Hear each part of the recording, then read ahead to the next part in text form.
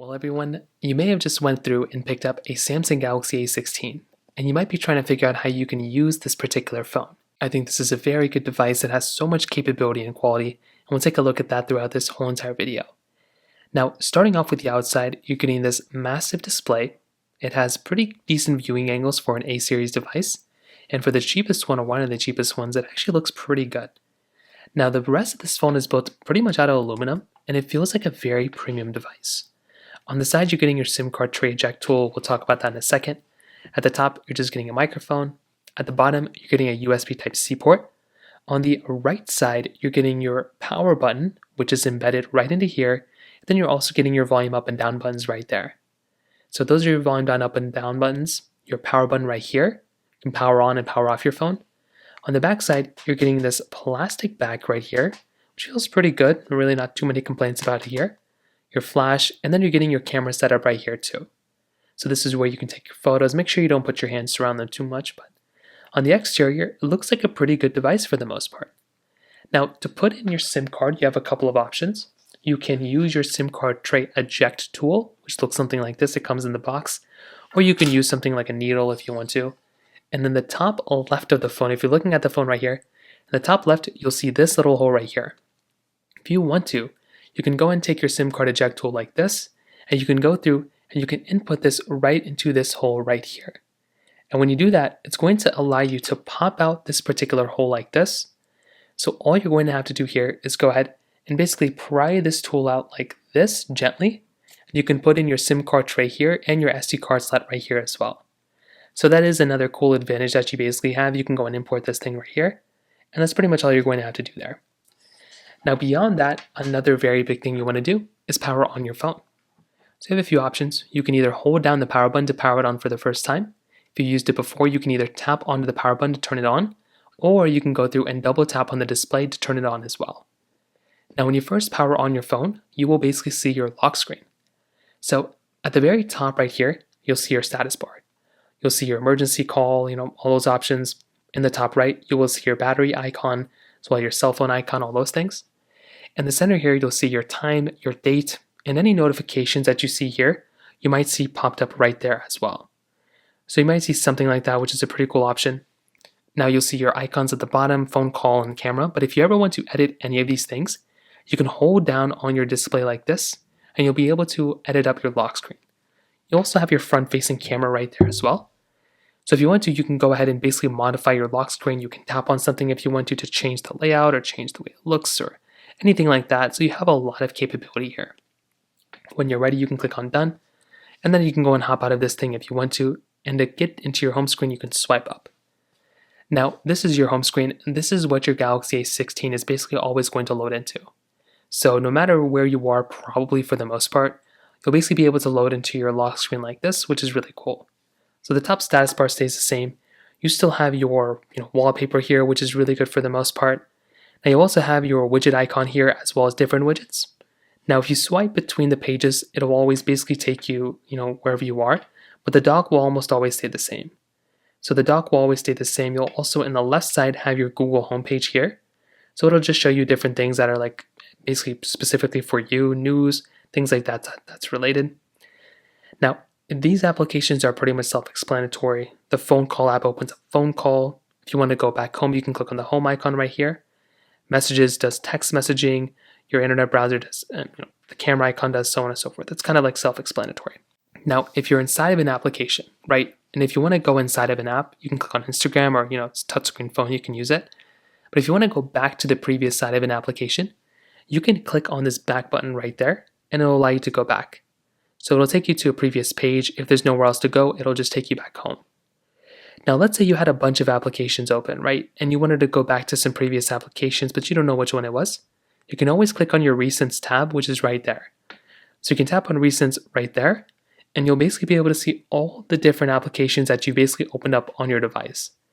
So you can kind of get an idea about that. You can see all these different applications that are available. And this in and of itself is a really cool thing because it shows you all the different apps that you've had. Now, if you want to close out of an application, you can swipe up out of an application like this, just like so, and then you'll basically be able to close out of that app. So I think this in and of itself is a really, really nice thing. If you want to close out of all the applications, you can click on Close All, and that'll basically close out all those apps. But if you want to see all the applications you have on your phone, you can swipe up from the basic top of your home screen. So I'll demonstrate it again. You swipe up just like this, and you'll see all the applications on your device. So you can basically go through and see all the apps that you currently have. You can swipe between the pages just like this. So I think this in and of itself is another really nice thing to have. So you can go through, swipe between the pages, which is really cool. And once again, if you want to open up an app, you can tap on it to basically open it up. Now, if you go back home, one other thing to keep in mind here too is that you have your status bar. So in your status bar, what you can do is you can swipe down from the top and you will see your notifications again.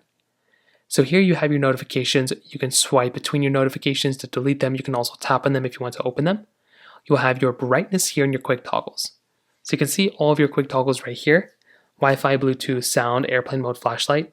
You can change your brightness here. If you click on these three dots, it'll go ahead and basically turn on or off the like adaptive brightness, which I just turn off. It's like automatic brightness. I don't like it. Now, if you swipe down one more time, you will get into your quick toggles. So these are basically your quick toggles that you can modify. So you can go through and change these out whichever way you want to. If you want to basically go ahead and have different toggles here, you can go and change them and delete them by clicking on that pencil icon in the top right. So you click on that, delete icons, do whatever. If you want to, you can also click on that power button right there, and that will also go through and allow you to quickly shut down your phone. And then you can click on the settings icon right up there in the top right as well, and that will allow you to go and jump into your settings application from there, which we'll go into in a second. Now we can click back on the home icon if we want to basically go back home. Now if we want, we can also go through and swipe up one more time, and then we can also click into our settings application. So going into our settings app, and this is another really, really cool thing. So within settings, we have an unlimited amount of things that we can basically do here. So what we can do is we can go through and we can swipe through and we can kind of get an idea of all the different things that are going on inside of our phone. So right here we have our connections. So these are like Wi-Fi connections, Bluetooth connections, things like that. Connected devices, which are things like Quick Share, Android Auto, our cars connected to our device. We have modes and routines, sounds and vibration, notifications. We can change our notification settings here. Display, battery, wallpaper and style, themes, so on and so forth. The list kind of goes on and on. A big thing I'd probably recommend every single person to do is to scroll all the way down until you see software update.